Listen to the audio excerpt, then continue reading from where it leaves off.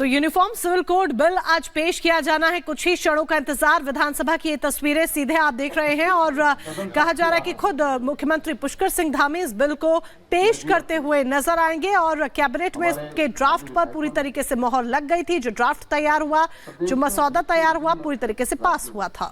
सदन में मेजोरिटी सरकारों ने भी मेजोरिटी और माननीय अध्यक्ष जी स्पीड से भी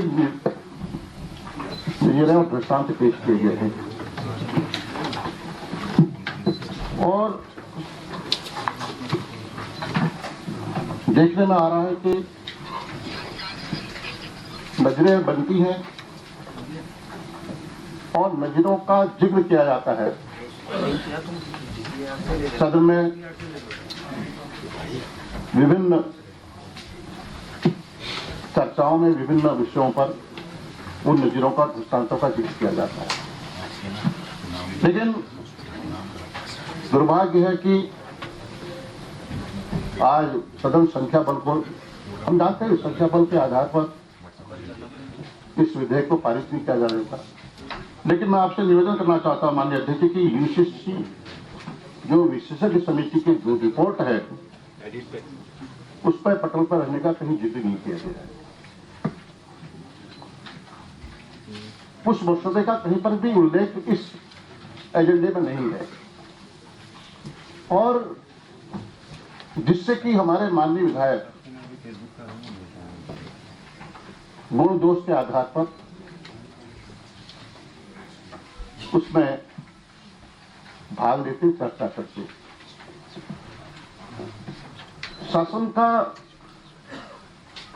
शासन को इतने बड़े विषय पर, इतने बड़े मुद्दे पर विधेयक तैयार किया गया माननीय जी। इसकी रिपोर्ट पहले सदन में पेश की जानी चाहिए थी, कि बेहतर होता।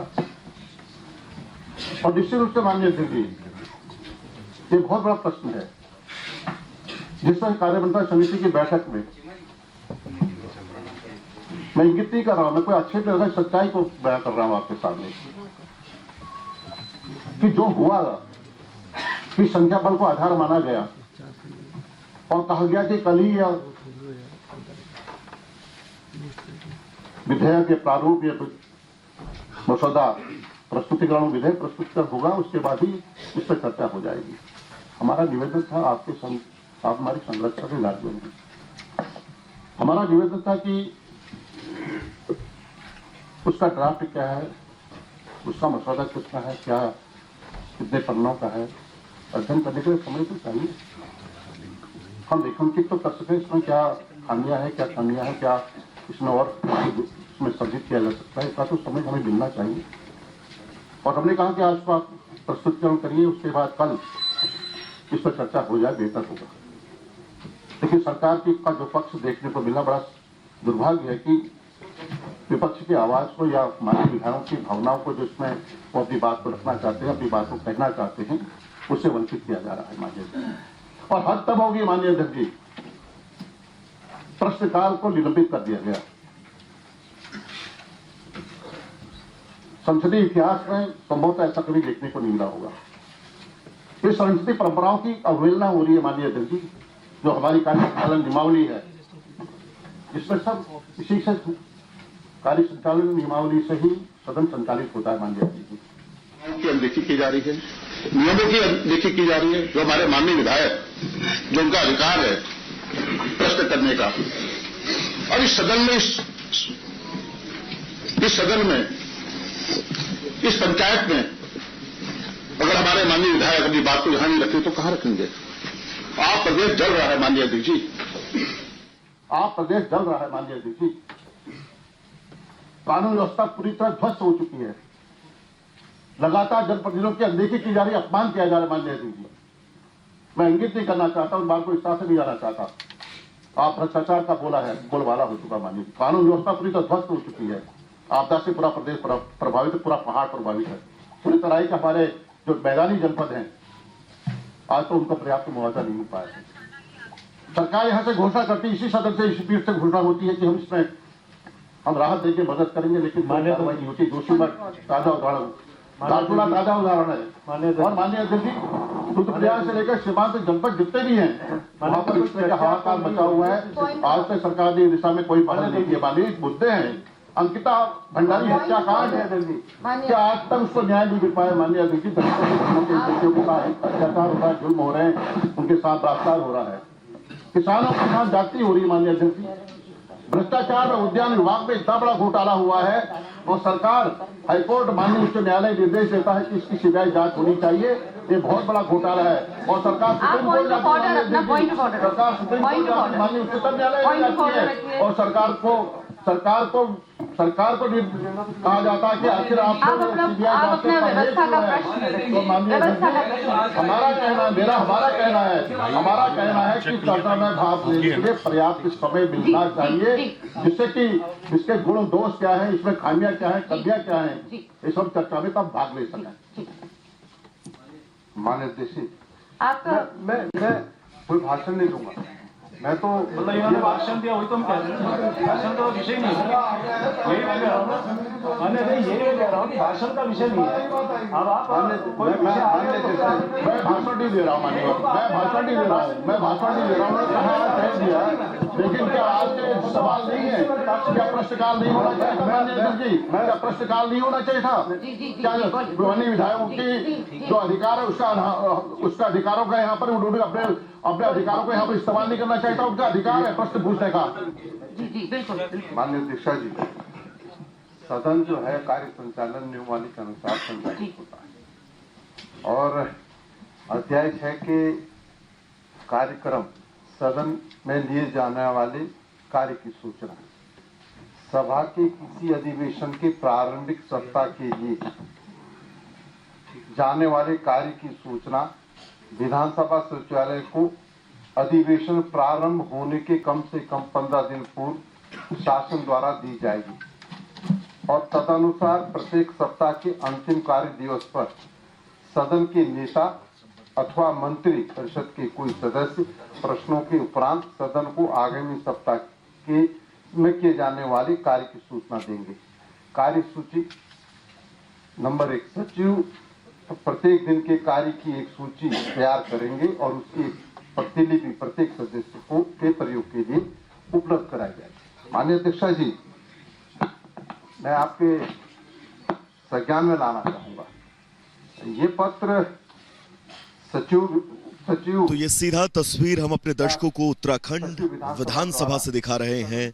आज का दिन उत्तराखंड के लिए ऐतिहासिक दिन है क्योंकि आज उत्तराखंड में धामी सरकार समान नागरिक संहिता बिल अब से बस कुछ देर बाद पेश करने वाली है।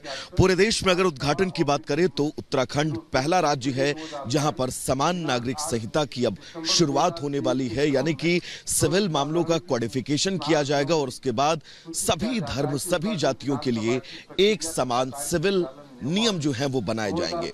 दरअसल ड्राफ्ट कमेटी ने सबसे पहले सभी वर्गों के पास पहुंचकर इस पूरे मसौदे को तैयार किया और इस मसौदे को तैयार करने के बाद हर एक वर्ग से राय ली गई, रायशुमारी की गई, सबसे बातचीत की गई और बातचीत के बाद एक ड्राफ्ट तैयार किया गया और उस ड्राफ्ट को कैबिनेट से मंजूरी मिल चुकी है। और आज उत्तराखंड विधानसभा की जो ये सीधी तस्वीर हम आप तक पहुंचा रहे हैं, इस तस्वीर के जरिए आप ये समझ सकते हैं कि अब से बस कुछ देर बाद उत्तराखंड के अंदर यूसीसी बिल जो है वो सदन में पेश किया जाएगा।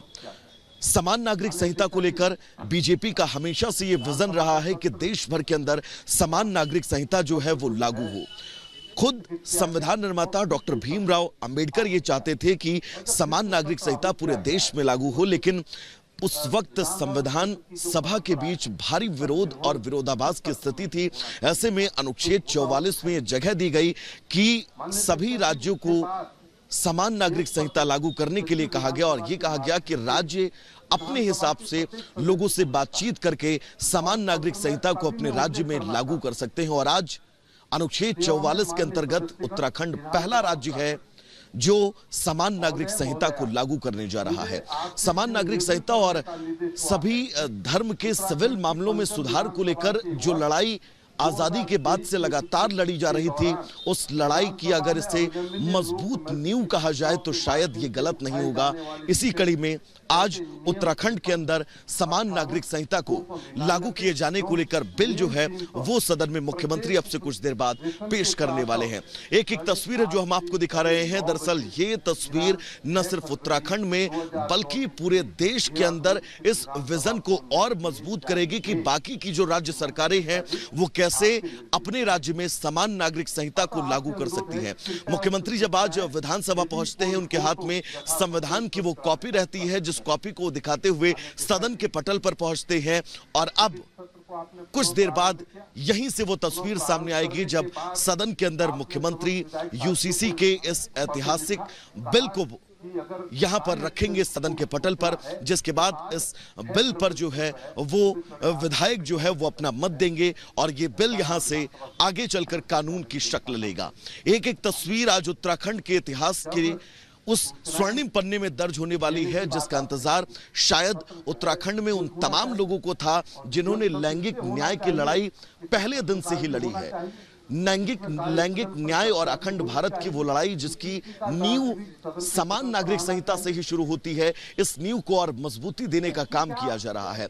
आप याद करिए, जब देश आजाद नहीं हुआ था, ब्रिटिश हुकूमत इस देश के ऊपर लागू थी, उस वक्त जो स्थितियां थी, कैसे हिंदुओं में जन जागरण को लेकर राजा राममोहन राय ने सती प्रथा को खत्म करने के लिए हिंदुओं को कैसे जन जागृत किया और सती प्रथा को खत्म करवाया।